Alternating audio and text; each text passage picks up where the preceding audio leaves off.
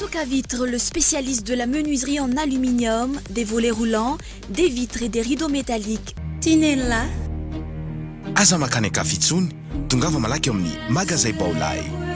Socavitre, Baolay, Université GSI, manolotra ho anao ny vaovao.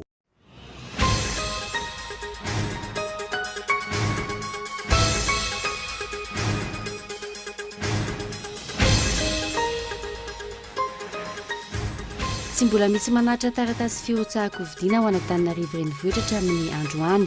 Ahemitra ny 15 volana May ho avy izao ny farafanaterana ny antota taratasy filatsahako vidiana ben'ny tanàna raha ny hevitra nivoaka tao aorianan'ny février nisenita io arivo io. Mbola atolotra ny gouvernemanta io hevitra io.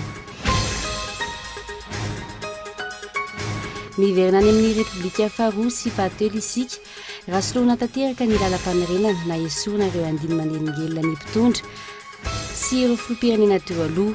Arahinao anatin'ny matoan-dasoratra misy sampana fampalalam-baovao ny antsiprian'izany. Averin'ny firenena Maorisiana eto Madagasikara ny andramena rehetra tratrana ondrana tsokosoko tany toerana hatramin'ny taona 2024 ho ny Prime Ministre Jean Ravelonarivo omaly. Tsy mbola fantatra kosa ireo ny momba an'ireo any amin'ny firenekafa. Hodiniany Tsimbazaza ato anatin'ny roa volana ny fananganan'ny chaîne pénale isana ny elika momba ny arem-pirenena. 12 ny voasambotra nandritra ny farany herinandro lava teo tamin'ny fety sy ny tany amin'ny lalam-pirenena. Voapanga ho mpanendaka sy mpamakitrano izy ireo ary 12 taona ny zandrindrindra. Tao aorian'ny tranga Charlie Hebdo tany France any Texas, lehilahy roa no maty ny mpitandron'ny filaminana saika nanafika hetsika fampiratiana an-tsary mikasika ny Mahome no karakaran'ny fikambanana tsy miankina iray. Voa mpitondra bomba teny aminy ireto roalahy ireto.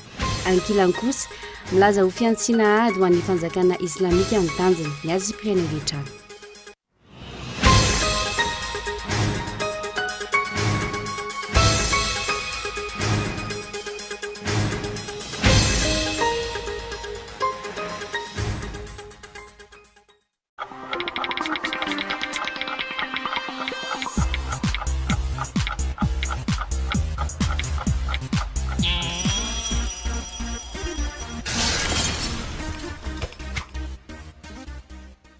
La technologie d'éclairage du TV LED Changong est la plus avancée du marché. Full HD, ultra fin, ultra complet et design.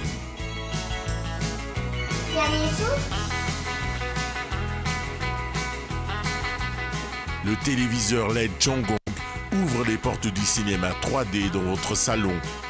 TV LED Changong, la meilleure TV à Madagascar et dans le monde entier. Baolay, toujours meilleur.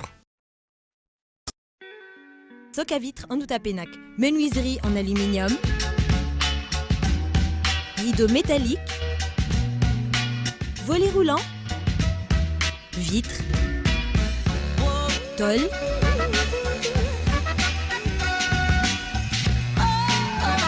Socavitre en Outapenac, 020 22 682 28, 033 11 256 63, Socavitre en Outapenac. Très sincèrement à votre service. Bon ben je vais partir là. Ok. C'est bon là? Ouais. Pas de bisous? Non, ça va.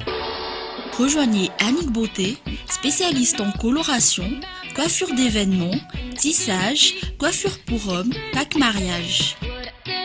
Oh, pas de bisous? Non, ça ira. Voulez-vous être une femme sublime, attrayante et sûre de vous? Mon secret, Annick Beauté. N'hésitez plus, affirmez votre personnalité chez Annick Beauté. Annick Beauté, notre secret. Situé dans une nouvelle ville, GSI Bypass, Université pionnière d'Avarajan, vous propose 4 filières clés. Informatique de gestion, multimédia et communication, génie management du BTP, management des affaires. Inscription encore ouverte avec GSI Itos. Téléphone 034 38 174 74. GSI Bypass. Téléphone 033 17 689 34.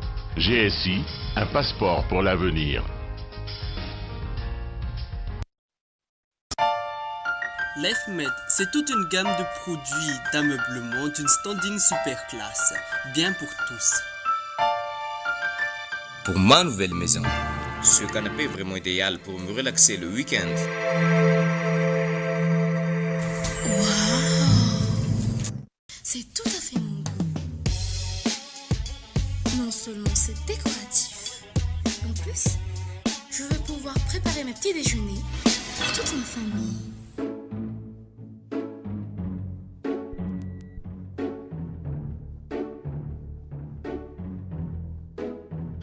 Même les enfants rêvent d'être grands. L'EFMED, à nous ça.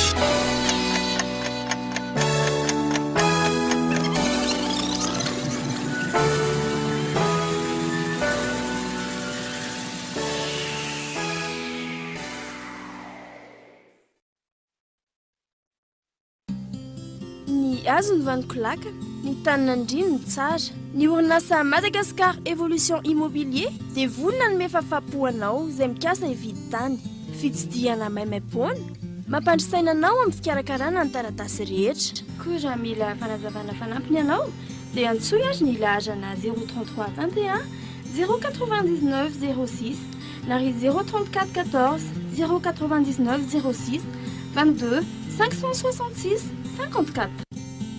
Madagascar Évolution Immobilier, un avenir sûr, investir, bâtir pour le futur.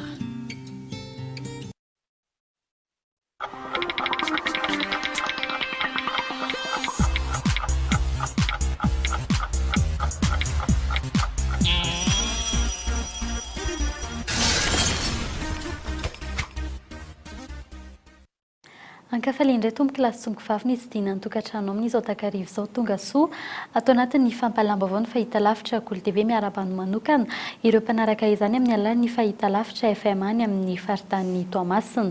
Ampahafantarina anao ity ampiandoana fa mandray vahiny sika amin'ny tianio ity izany fa ny jeneraly Ramakavelo Désiré resaka ny mikasika ny toe-draharaha politika eto Madagasikara amin'izao fotoana izao fa mialohany andraisana ny vahiny dia ny vaovao mikasika ny akon'ny fambevanam-pirenena izay notanterahiny FFKM avetrany no isantsaratsika ny fiarana amin'ny tianio ity efa vita ny anjaran'ny FFKM mikasika ny dinika ho amin'ny fambevanam-pirenena raha nambarany androany nandritry ny fanaovan-tsiny ny fehi-kevitra tamin'izany anjaran'izay manatanteraka azy no mety hampisy na tsy hampisy krizy amin'ireny fehi-kevitra ireny raha nambaran'izy ireo hatrany isakilan'izay ahina hiteraka disadisa vaovao eo amin'ny fiarahamonina malagasy ny mety ho fikitiana indray ny lalam-panorenana raha nambaran'ny mpanao politika hafa milaza ho mpanohitra fanadetiny Zorakotindriny. Moronany amin'ny mety sy ny krizy vaovao ny fehi-kevitra nivoaka teny Ivato nandritra ny dinika ho amin'ny fampihavanam-pirenena notarin'ny FFKM tamin'ny herinandro teo. Voafidim-bahoaka ireo solombavam-bahoaka ka ny filoham-pirenena irery ihany no manana ny fahefana handrava izany. Ankoatr'izay, misy lalàna mifehy azy ny lalam-panorenana ka tsy tokony ho kitikitihana fahatany raha nambaran'ny Maître Olala mpisolo vava sady mpahay lalàna. Ny lalam-panorenana tsy azo kitikitihana fahatany na ho tsara iny na ho ratsy iny. Fa misy lalàna mifehy izy io dia procédure tsy maintsy arahana. Farafaratsiny tsy hoe akory io dia afaka hanaovana an'izy. Ny hafarany, farafaratsiny farafaratsiny tokony hiafara amin'ny référendum fa tsy izao zavatra tandrametaka petapetaka fotsiny izao dia hoe anovana lalam-panorenana satria zay ny fitiavako an'izy zay ny satria za mitondra dia ataoko an'izao izy tsy izay fa mpambanana farafaratsiny ny lalam-panorenana. Etsakilan'izay tsy mahasolo tena ny vahoaka malagasy iray manontolo ireo nivory teny Ivato raha nambaran'ny solombavam-bahoaka rahan-tanirina lalao avy amin'ny vondrona politika mapara. Ho azy ny sosialim-bahoaka no misy olana amin'izao fotoana izao ka tokony izay no nomendanja kokoa. Ary amin'izay mpanao politika miady seza zay dia mazava ho azy ny tsy fitiava-tanindrazana ny fampiadiana ny samy malagasy ny fanaovana tsinotsinona ny malagasy indrindrandrindra amiko manokana ny zava-dehibe tokony ho jerena dia ny sosialim-bahoaka. Amin'izao fotoana izao ny sosialim-bahoaka tsisy mijery manontany ianao hoe inona ny sosialim-bahoaka ary mitodika amin'ny vahoaka manokana hoe inona ny sosialim-bahoaka mba voajery amin'izao fotoana izao. Aina ihany koa ny mety hisian'ny krizy ara-tsosialy mikasika itireo tsoakevitra sasan'ny voaka teny ivato ireo, indrindra ny mikasika ny mety ho fikitiana lalam-pandrenana izay isa lehibe indrindra amin'izany raha nambarandra matola latiana ravololomanana avy amin'ny mpanohitra. Taninapetraka apilamina ny firenena ve zany mahasolo tenany malagasy rehetra ve ireo mivorivory eny ivato amin'izao fotoana izao ny asatino ny atomboany FFKM dia nametraka nisy 10 rahalahy mianaka teo ambony latabatra ny fiafarany zany fampihevanam-pirenena zany aminay ninona dingana natao sy fitsabatsabahana amin'ny zaza tsy tokony izy tsabahany dia famerenana nisy 10 ireo ambony latabatra andinika an'izay zavatra lazainy fa ho atao eto anova constitution fanarahana tamin'izy zany. Milaza ho nahavitany anjarany kosa ny FFKM amin'izao dingana izao. Tsisy fiovana intsony ny feikevitra efa nivoaka tamin'ny sabotsy teo raha nambaran'izy ireo tamin'ny fanaovan-tsony izany androany. Itsakilan'izay, miankina amin'ny fomba anatanterahana ireo feikevitra kosa no mety ampahomby na tsy ampahomby izany raha nambarany. Heverinay fa vita ny anjara ny FFKM. Ny fomba fiteny hoe vita moa atao anaty fanahy na andravireny satria mbola misy ilay antsoina hoe comité de anjara ny tokony andraikitra indrindrindrindra moa ny flo sy izay fantany fa miasa aminy no manapakevitra ny amin'izany zavatra zany. Raha manontany hoe afaka tsy manao izy dia inona zavatra hitranga aiza moa mampatanana hoe inona zavatra hitranga. Ny fanatanterahana ireo feikevitra ireo izay mbola resabe amin'izao fotoana izao, indrindra ny eo amin'ireo mpikambana ao amin'ny voamerana tanteraka izany. Androany izy ireo no nanomboka ny fivoriana teny amin'ny anteny Merandoholona eny Anosy. Fa mikasika izay fampihevanam-pirenena izay hatrany azona ny 3/4 ny eo amin'ny anteny miram-pirenena no tanjon'ny filoham-pirenena 3 mirahalahy izay miara-miasa amin'izao fotoana izao dia i Marc Ravalomanana sy Didier Ratsiraka ary Era Jonary-Mampianina mba ahafahana manova ny lalam-panorenana raha ny zava-misy ankehitriny lasa fahavalon'izy ireo lalam-panorenana ny Repoblika faha-4 lalam-panorenana izay narafitra taorian'ny krizin'ny fandimby teto hatramin'ny taona 2007 mba hisoroana ny fironan'ny firenena any amin'ny fanjakana jadona sy ny fehezana ny fahefan'ny filoham-pirenena. Aroany matoan-datsoratra Enikaja Rakotomanantso. Filma efa nandeha hoy ny tanora, disika efa loaka hoy ireo efa zokonjokony. Ny nataony teo aloha ihany no miverina ankehitriny hoy ny olon-tsotra mba maharaka ampaham-baovao. Fa na dia ny ampaham-baovao eno ny olon-tsotra aza ankehitriny mahafanina azy ireo. Very fanambola velona ny vahoaka malagasy. Nanefa ny lalam-panorenana ifanaraka tamin'ny akanjony ny filoha Didier Ratsiraka tamin'ny fotoanandrony. Efa nanova lalam-panorenana mba ho atonina azy ihany koa ny filoha Marc Ravalomanana.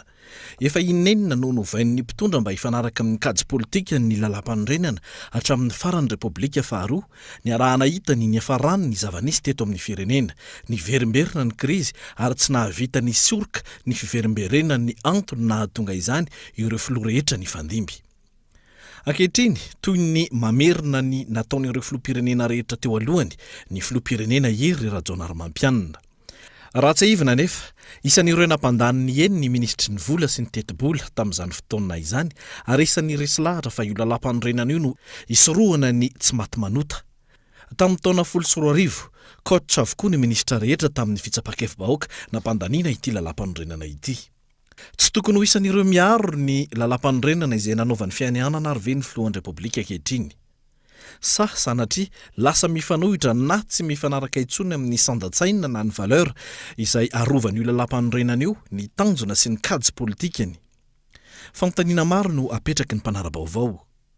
Mety ho azo eritreretina ihany raha hoe mikendry ny hanovany lalam-panorenana ankehitriny ny filoha teo aloha Marc Ravalomanana na ny filoha teo aloha Didier Ratsiraka, satria zava-nitranga tao anatin'ny fitondran'izy ireo no ezahany ity lalam-panorenana ity soroana maha arofanina azy toy ny fivadibadiana palitao. Ny fironana any amin'ny tsy fisiana afa-tsy ny antoko iray manana hatrany amin'ny 700 ny olom-bofidy. Fivangongon'ny fahefana eo ampelantanan'ny filoha, ny tsy fisian'ny satamazava manome asina ny mpanohitra sy ny fitsarana afaka mitsara ny filoham-pirenena. Maro no manatsotra resaka amin'izao fotoana izao ka milazany hoe toy ny lojika taorian'ny tsy fanajana ny 450 amin'ny fanendrena praiminisitra ny zava-misy. Tsy voaja ihany koa taty aoriana ny 470 misoroka ny fivadibadiana palitao eny anivon'ny olom-bofidy. hatramin'ny andininy izay manery amin'ny fananganana ny haute cour de justice sy ny filankevitra momba ny zon'olombelona sy ny fanjakana tandalana, ny filankevitra sosialy sy toe-karena izay samy tsy mbola mijoro hatramin'izao. Ny azo antoka aloha araka ireny fifanarahana ny poitra teny Ivato ny zoma sy sabotsy farany teo ireny, ny filoha Marc Ravalomanana sy ny filoha Didier Ratsiraka no nisongadina. Ny fanindraindrana azy ireo no tena vokatra ny vohitra, fa tsy hita mazava ny hoe atao ahoana moa zany ty fiainam-bahoaka ity. Lasa miverina any amin'ny Repoblika faharoa sy ny Repoblika fahatelo ny firenena, ka ireo filoha nitondra izany no misitraka ny vokatry ny fivoriana teny Ivato ary ilay lalam-panorenana izay natao isorohana ny fiverenany hadisoana ny tranga nandritra ny vanim-potoana nitondran'izy ireo ka saina ho fafana ankehitriny. Mazava izany zao ny sary politika eto amin'ny firenena fa ny filoha isany Hery Rajaonarimampianina Marc Ravalomanana Didier Ratsiraka no mitondra ny firenena ary tompona andraikitra amin'izao zava-misy zao. Voatsipaka ambava fo kosa ny vahoaka mpifidy 470 tamin'ireo nanao ny adidany nandany ny lalam-panorenana ny Repoblika fahaefatra sy ireo rehetra ny kely aina nametraka arofanina ho an'ny mpanao politika tsy hiverenan'ny krizy. Mbola voambola nahafahana mamaritra ireo kajikajy politika sy paikady politika hita miariary ankehitriny ve ny teny hoe fampiavanam-pirenena izay nentina nitondrana ny fivoriana teny Ivato hatramin'izay. Fahitarika amin'ny famirena ny fandiniana ny fiara-miasa amin'ny mpamatsy vola vahiny kosa, ny fantanterana ny fehi-kevitry ny fampihavana raha ny hevitry ny paitoe-karena iray. Ny mpampiasa vola lehibe no hitaky ny famirena ny fifanaraha-piara-miasa mialoha ny irosoana amin'ny fanomezana ny vola etsy ankilany, ahina hiteraka fiemorana amin'ny fanapahan-kevitra ara-toe-karena, ny fiovany fitatana ny androm-panjakana isan-karazany. Lili Rabiata. Iantraika amin'ny toe-karem-pirenena ary ahina ambokorosa izany ny fikitiana ny rafitra efa mijoro ankehitriny, ho ny famakafakany ankamaroany ny mpahay toe-karena hatramin'ny sabotsy teo. Tsy maintsy isy ny fijerena indray ireo fifanarahan-piara-miasa eo amin'ny firenena malagasy sy ny firenena mpamatsy na ny mpampiasa vola vahiny. Izany hoe raha manaraka ny miditra amin'ny Pékin fotsiny ohatra hoe tsika dia malalaka be ny critère, tsy tafiditra mihitsy hoe raha vao hoe pays instable ohatra dia tsy afaka manohana sinoa. Fa zareo manaraka les principes de non-ingérence ao anatina gouvernement anankiray.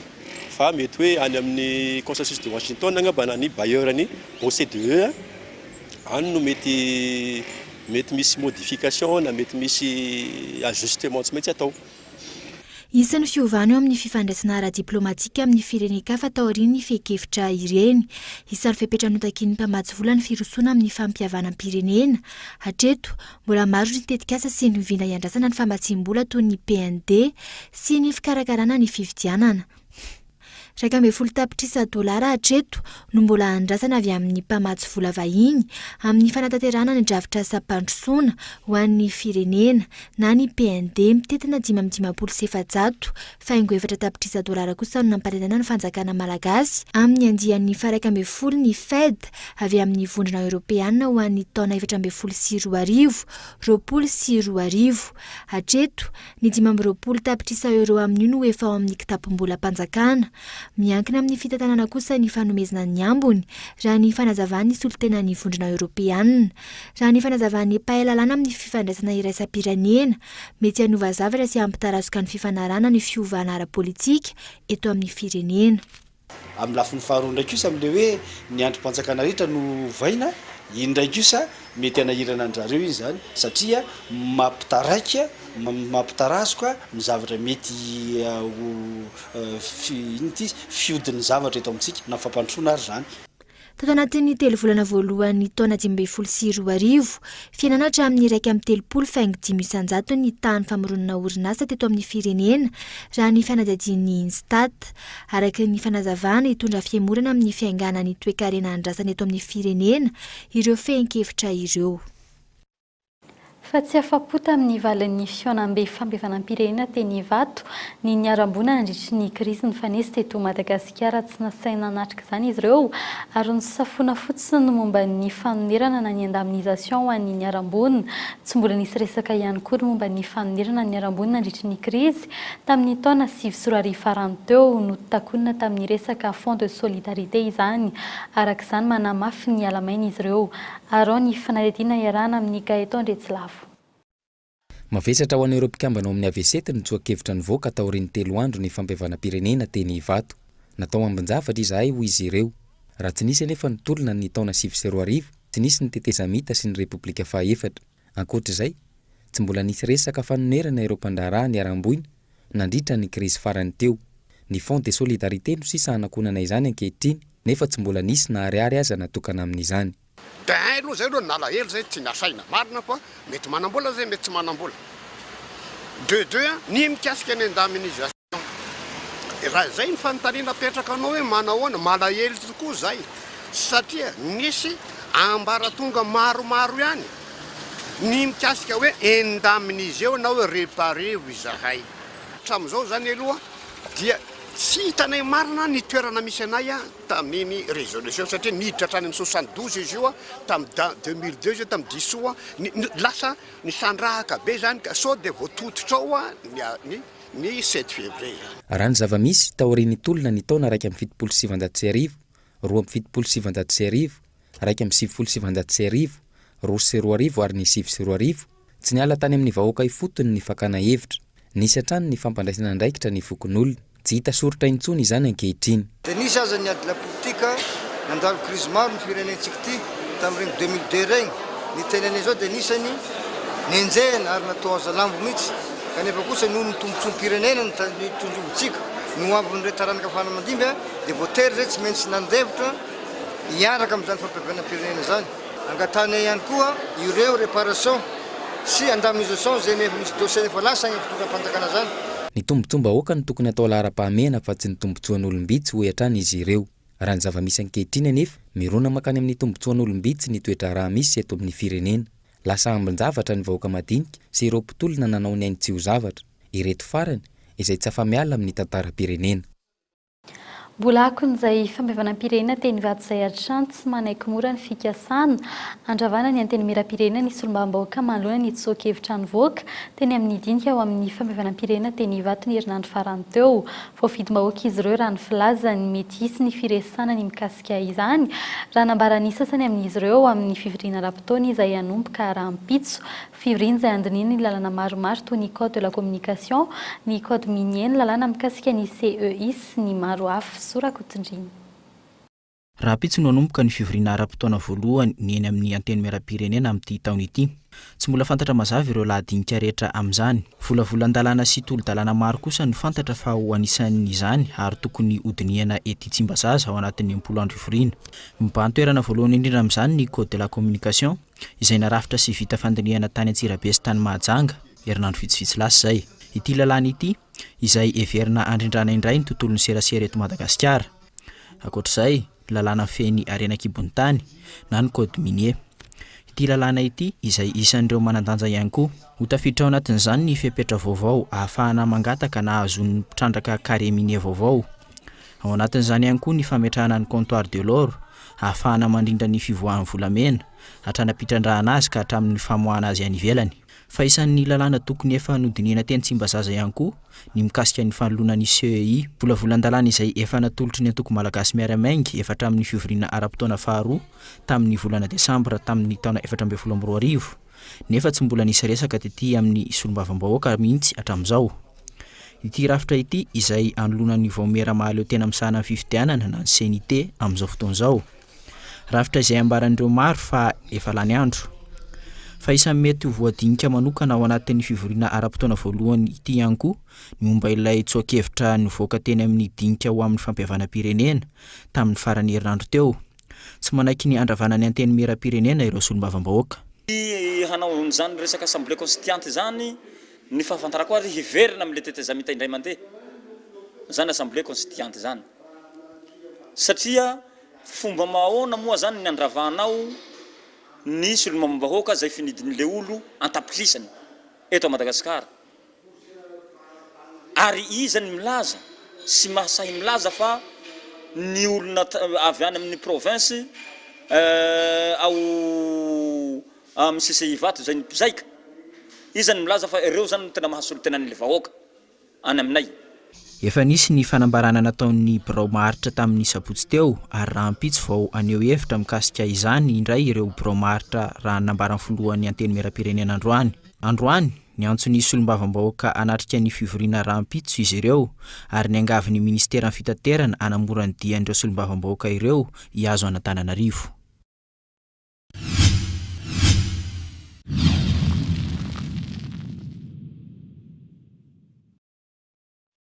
Fa mikasika ny fantanterana ny fifidianana ben'ny tanàna kosa indray ahemotra amin'ny 17 ny volana meo avy izao ny farafanaterana eto taratasy filatsako fidiana ben'ny tanàna raha ny hevitra nivoaka taorian'ny fivorimben'ny senity io arivo io. Mbola atolotra ny gouvernement io hevitra io ary miandry ny fankatoavana avy any amin'izy ireo no mampanakery izany. Tsy mbola misy ihany koa hatreto ny kandida anatrany eto taratasy ny anivon'ny OVEC ho an'ny faritra Analamanga. Fanatetiana. Ny alarobia izao Ratsahivona no tokony farana ny fanaterana antota taratasy filatsahako vidiana ben'ny tanàna eny anivon'ny OVEC. Ahemotra ny 15 ny volana Mey izao izany raha nitolo-kevitry ny senita. Tsy mbola misy kosa hatreto ny fanemorana ny datin'ny fifidianana. Ny fivorimben'ny senita ny vory folakandro io zany dia nandray fanapahan-kevitra mitondra laharana 320 bara senita bara D bara 512. Ny votoatiny dia ny hanemorana ny feptaona farany andraisana ny antota taratasy filatsahako fidiana. Izany hoe raha voalaza fa ny 17 volana Mey no daty maranana ny feptaona andraisana ny antota taratasy filatsahako fidiana dia manosokevitra zany ny senita eto mba hanemorana an'izay ho amin'ny zoma 15 ny volana Mey. Hatreto tsy mbola misy na iray aza kandida nanatitra ny antota taratasiny filatsahako vidiana teny anivon'ny OVEC Analamanga. Mbola misalasala amin'ny mety sy ny fifidianana ireo antoko politika izay nilaza ho vonona. Tokony ahemotra ny fikarakarana fifidianana no ireo rafitra mikarakara izany tsy manara-dalàna sy noho ny fahasarotan'ny fikarakarana ny antota taratasy. Tsy tokony rotorotona mihitsy atao ranomasitra ireny setroka tia tsy vitan'ny nasarotana izy ary tara avy any amin'ny fanjakana ka noho izany tokony ahemotra olo fijery azy tokony ho hemotra tsy hoe izay tsy vonona izay raha ilaina fa eo amin'ilay fipetra takiana noho ny fanjakana ny tsy vonona satria aminay na chef de région azany nanenanio tsy ara-dalàna ireo nefa ireo nisahana an'izy olona roa zany zao no nisahana ny fifidianana eo anivon'ny faritra amin'ny lafiny ara-panjakana dia ny lehibe amin'ny faritra na ny chef de région. Tsy maintsy isy fiatraikany amin'ny fikarakarana fifidianana ny fanatanterahana ny fehi-kevitra nivoaka tamidinga ny fampihavanam-pirenena raha ny hevitra ny fiarahamonim-pirenena. Tokony hirisona ny fikarakarana ny fifidianana kominaly na dia misy aza ny fahatarana. Raha mpitso aorian'ny fivorimben'ny senita no ahafantarana ny mety ho fiovana eo amin'ny daty ny fifidianana.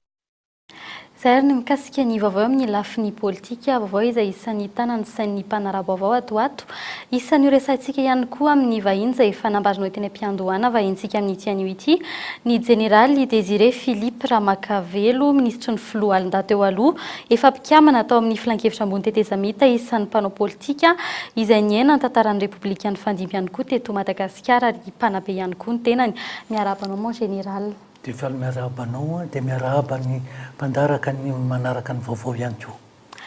Reny moa général anjavanisy teny ivato vita soa matsara ny fampihavanam-pirenena izay nitariny teo anivon'ny FFKM vita soa ihany koa ny tsoakevitra izay natolotra izy ireo teo am-pelatanan'ny filoham-pirenena fa mbola ady hevitra etsy ireo ihany mikasika ny hoe tanteraka ve izany ilay dinga ilay atao hoe fampihavanam-pirenena taoriny reny dingana izay tanterahany teo anivon'ny FFKM reny. Nena dia teny tsotra fotsiny ny teneniko mikasika an'iny hoe fampihavanana no ny tadiavana fa fandravana androm-panjakana no hita. Ary eo anatin'izay fanoheran'izay kanefa ireo ray aman-dreny am-panahy no nitaky azy dia teny soratra masina no amin'ny tenako azy manao hoe sambatra ny mpampihavana fa izy no atao hoe zanak'Andriamanitra kanefa koa misy teny avy amin'ny soratra masina ihany milaza hoe lozan'izay mahatonga ny fanafitohinana. Apetrako tsara ireo andalatsoratra masina ireo satria olona ray zao ny tena azo lazaina hoe sy ny mpanarady azy ny tena nahazo fahafaham-potanteraka tena faly ary tena faly tanteraka fa olona maromaro kosa no mety ho soroina sy ho tafitohina.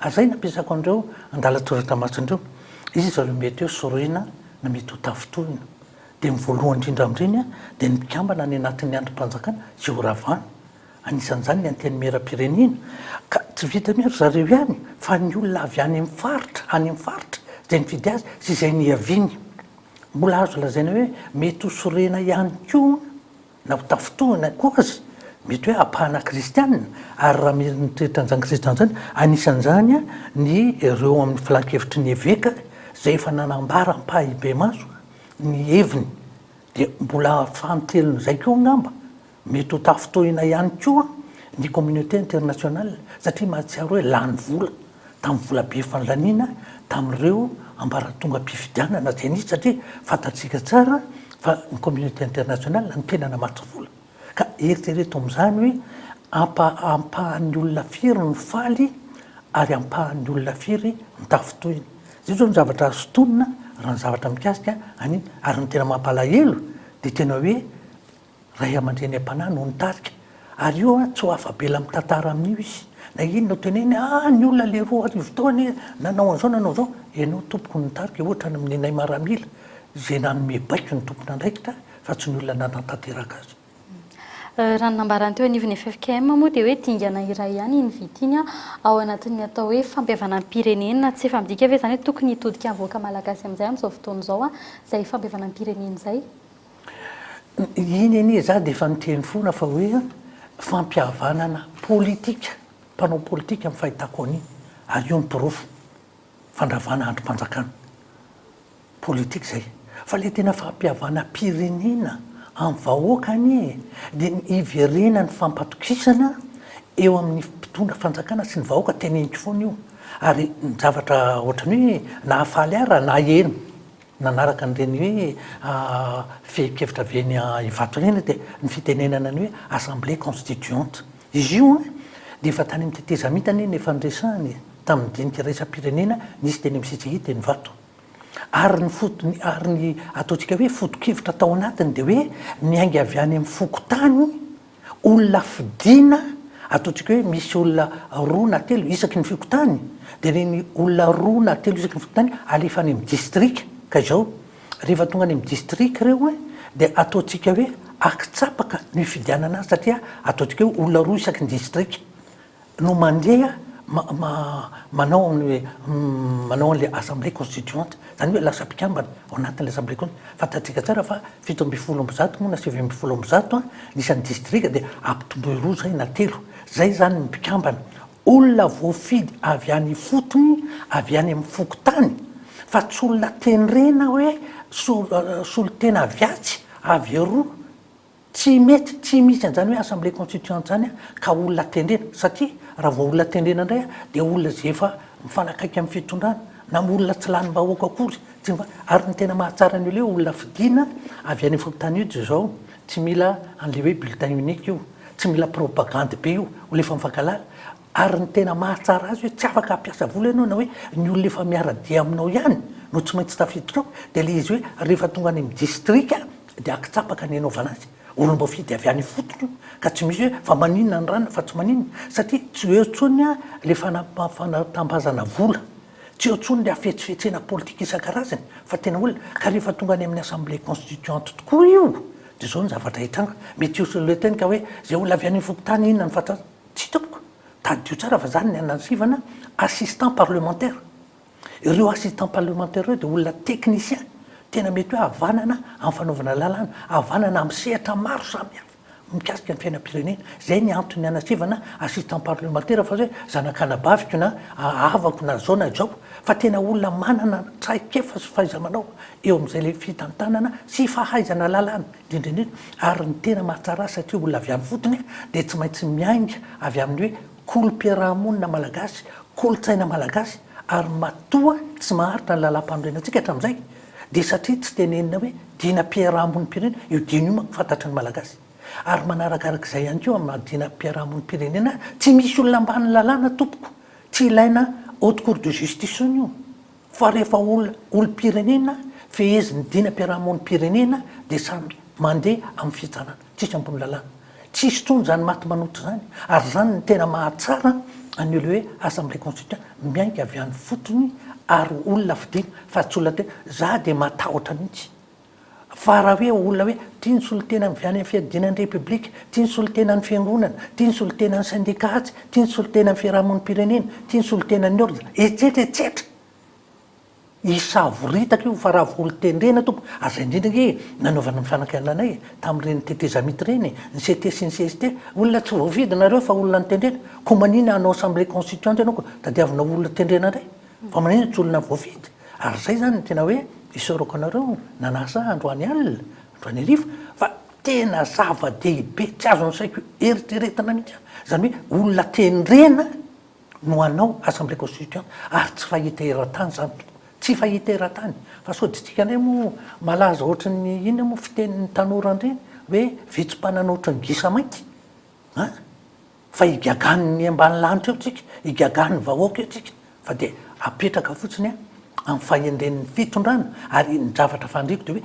engany mba hanana fanapahan-kevitra entitra sy aingana fa ny zavatra tiako amarana anazy dia ity raha vao hoe misy fandravana androm-panjakana kanefa tsy manaraka ny lalam-panorenana tompoka dia zany no atao hoe fanonganam-panjakana zay ny FFKM no mitarika an'izay zavatra izay. Eny ary hisaorana ianao ny vahitoto anatin'ny fampahalam-baovao be ihany koa izay voalaza izay. Misaotra indrindra tompoko. Dia ohatra isika vetrany ihany koa ny fampahalam-baovao amin'ity hariva ity ny lafin'ny diplomasia averin'ny firenena Maorisiana maimpo-ny eto Madagasikara ny andramena rehetra tratrana naondrana tsokisoko tany an-toerana hatramin'ny taona 2024 afaka 20 andro no vita ny fanarana mikasika izany ary isy ihany koa ny fiofanana omena ny mpiasan'ny fahatserana malagasy mifandraika amin'ny fandranana arenan-tsokisoko ankoatr'izay olaniana tsy ho ela eny anivon'ny antenimieram-pirenena ny fijoroany ny fitsarana manokana ny raharaha ny fandranana ary-pirenena tsokisoko na ny chaîne pénale arao ny fanatetiny Olive Andriniala. Miezaka ny mihetsiketsika mafy ny gouvernement ankehitriny manoloana ny Rarabois de Rose rehefa voapangan-kolaka ho miaro sy mpiraitso-kombakomba amin'ireo patron be mpanondrana sy mpanao afera Bois de Rose ny mpanao politika sasany ao anatin'ny fitondram-panjakana sy eny anivon'ny antenimieram-pirenena mandeha kosa ny fifandresen-dahatra eo amin'ny Madagasikara sy Maurice ankehitriny amerenana ny Bois de Rose malagasy izay tratra tany an-toerana. Omena nareo tanteraka ny Bois de Rose zay no tazomin'ny firenena Maurisiana tratra tany nanomboka tamin'ny taona 2012 ary tsy misy hetra na taksa aloha na iray mbilanja.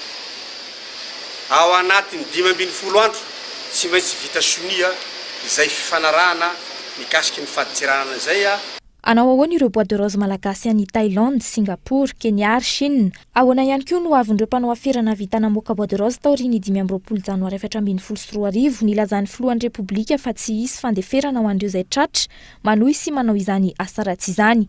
Ho isan'ny volavolan-dalàna hodiny iny tsy mba zaza ao anatin'ny 2 volana ny mahakasika ny fananganana ny chaîne spéciale isahana ny eloka momba ireo harem-pirenena. Tsy tribunal spécial ny anarany fa chaîne spéciale.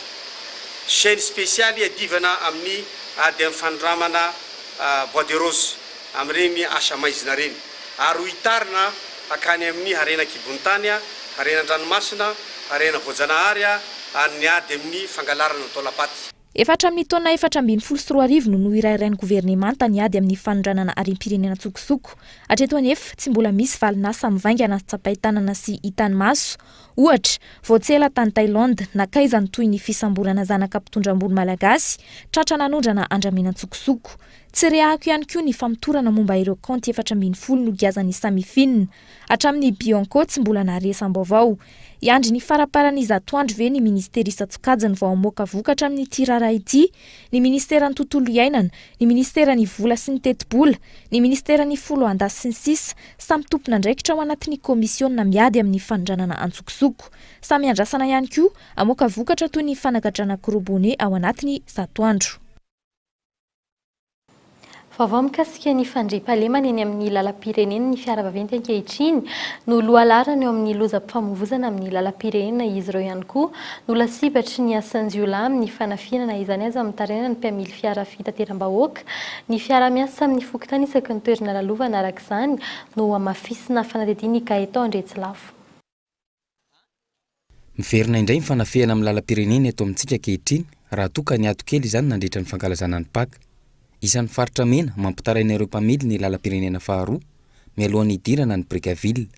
manararaotra ny caseur de vitesse sy ny lalana ratsy ireo jola ka miakatra makajokosoko ny entany. Ka rehefa le vao miditra amin'le voalohany hiditra ny tanàna zany ianao dia tsy maintsy mandeha mora amin'ny ralantira zany dia iny ny anararaotany zareo ekaranao afarany tômôbila dia efa mitondra antsy izy zany anapahany an'le tady dia iny no isintomany an'izay sakosy voarahany eo afara ao.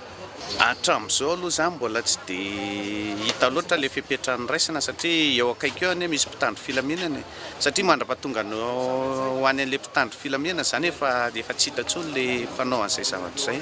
Ny magaga amin'ny tranga tahaka izany tsy lavitra akory no misy mpitandro filaminana manao fisavana. Tsy ahitam-baolana amin'ny tranga fanafiana tahaka izao ny mpitandro filaminana ho ireto mpitatitra ireto. Ho amafisina ny fiaraha-miasa amin'ny fokotany lalovana ary isy ny dina ho an'izay ahitana tranga fanafiana. Ankilany zava-misy ary nirongatra ihany koa tatoato ny lozam-pifamoivoizana amin'ny lalam-pirenena.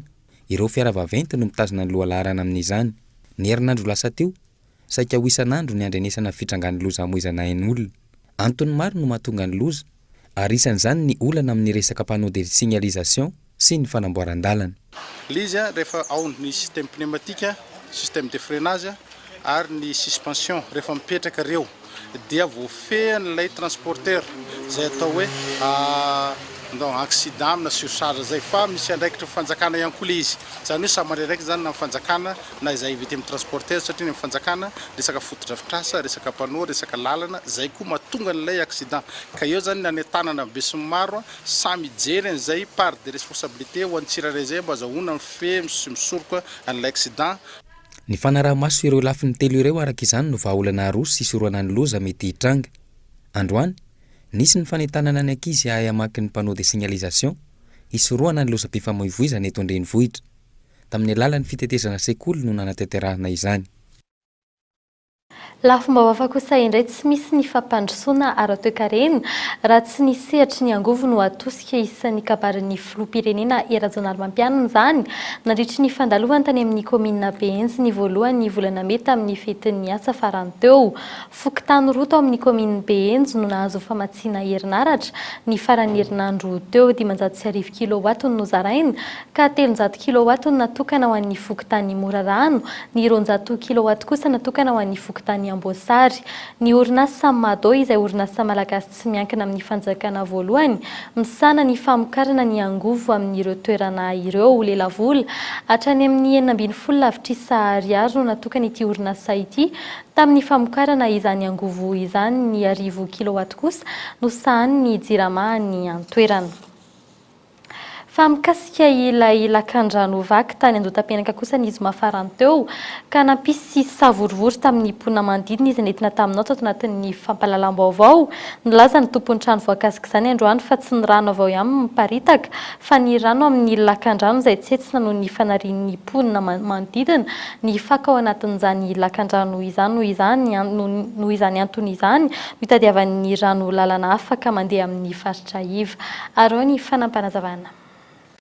Io kanal io zany ohatran'ny lasa fanarian'ny olona fako satria tsisy baka ordure mihitsy etỳ manodidina zany dia lasa malaina ny olona andeha hanao déplacement lavitra hitondra fakony dia tsotra kely ihany tonga dia ariny eo le fako zany dia lasa manetsina ny kanal any alohaloha any tsy afahan'ny rano mivoaka zany fa ny eto amin'ny faritra misy anay madio tsara kanefa rehefa tsetsina moa ny kanal eny aloha eny tsy maintsy mpisetsika ny rano miditra misy foana mpisetsika le rano amin'ny kanal avany ambony dia lasa mahita lalana eo aminay ny misy lalana ahafahany mivoaka satria misy regard eo aminay niezaka ny asandro amanalina mihitsy zay tato niezaka nanao nanoanana le rano tsy hiparitaka makany amin'le tokotanin'ny olona na any amin'le faritra iva.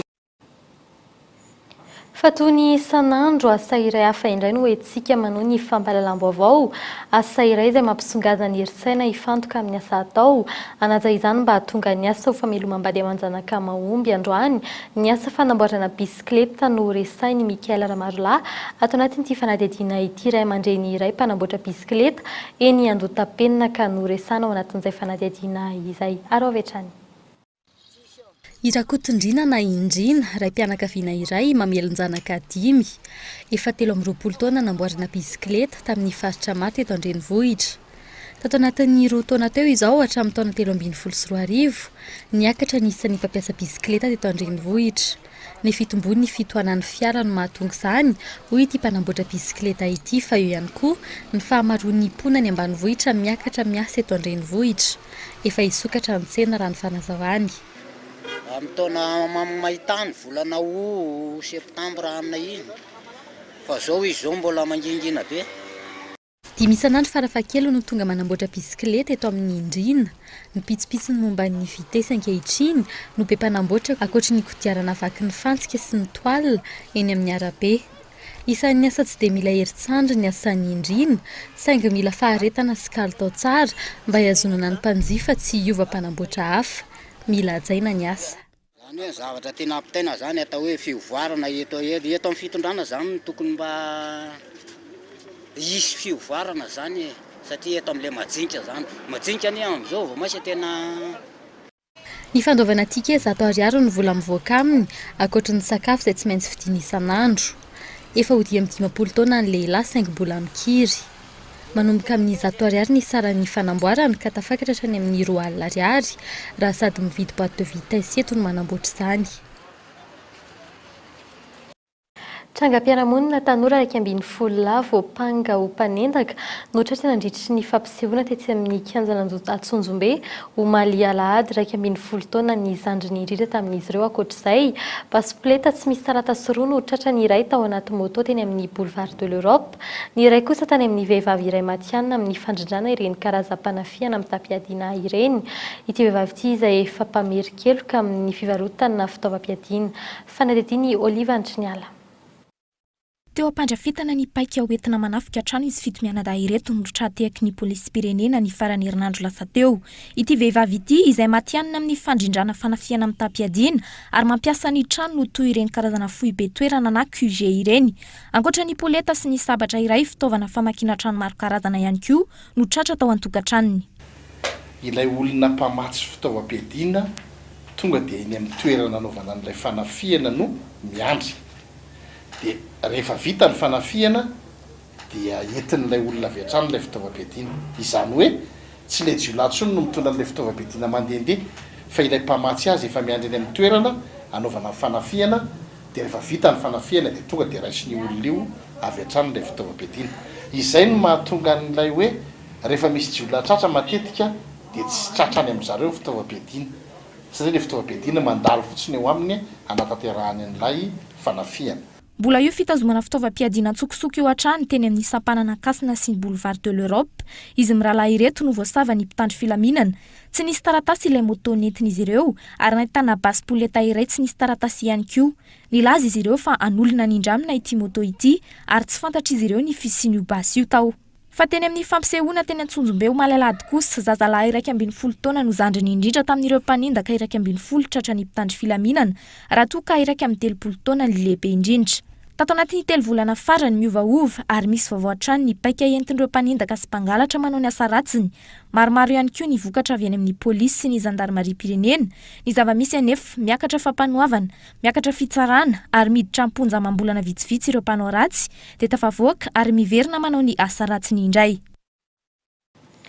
Mampalahelo no domandry omaly alahady 3 Mey tao Fianarivou Atsinanana itsy zaraina Emile filohan'ny delegaciona manokana tanànan'ny Toamasina ny tena nandritry ny fitondrany iveren'ny filoha Ratsiraka ny taona 1997 sy taoriana ndraisan'ny filoha Marc Ravalomanana Fahefana ny taona 2024 efa rektoran'ny universitény Parika Dimy koa nandritry ny nananganana ny kurana ny centre universitaire régional tao Toamasina. Ankilan'izay efa consultant ny banquier Saint-Pyrénées teto Madagasikara ihany koa itsy zaraina Emile ankoatrana sekretera jeneraly ny ministerany ato tany azy. Andrasana ho Fianarivou Atsinanana ao amin'ny tranony zanany ao ampamatanana ao amparanantanàna ny vatamangatsika ny mialony antriana ny razana ao Fianarivou Atsinanana ihany mirary fiononana ho an'ny fianakavian'ny ekipa rehetra eto amin'ny Cool TV FM.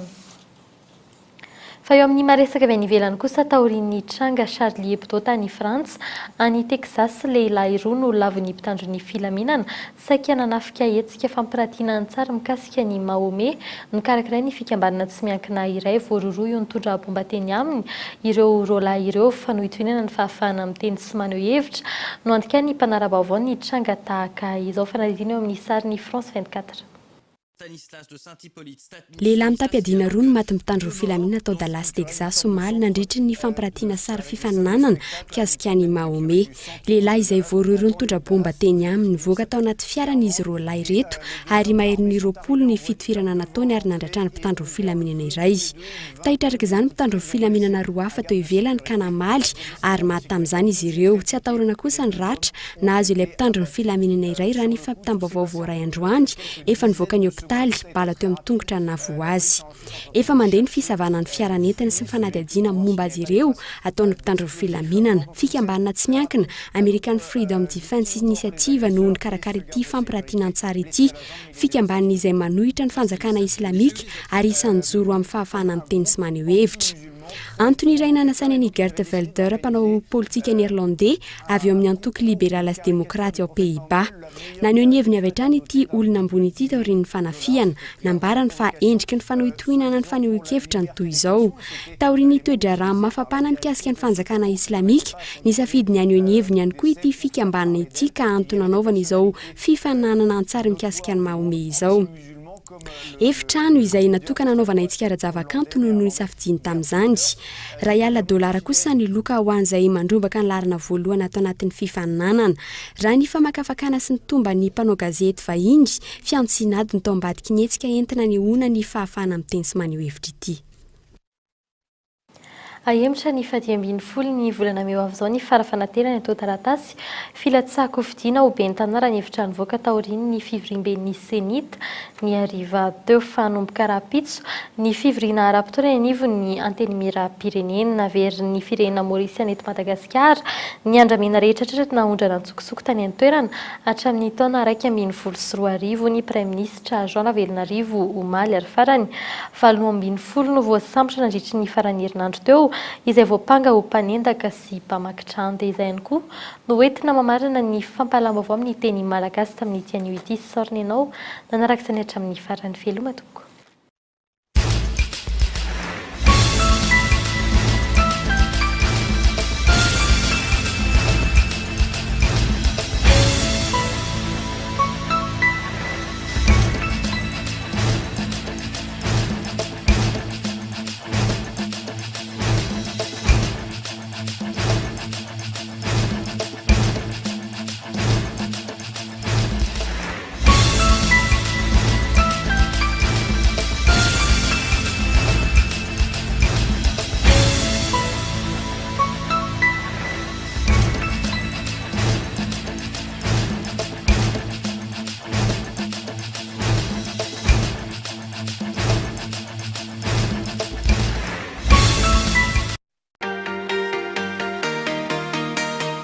Vitre, le spécialiste de la menuiserie en aluminium, des volets roulants, des vitres et des rideaux métalliques. Tinella. Aza makany kafitsony, tongava malaky amin'ny magasin Baolay. Ny fahapalalamba-baovao dia niarahanao tamin'ny Soka Vitre, Baolay,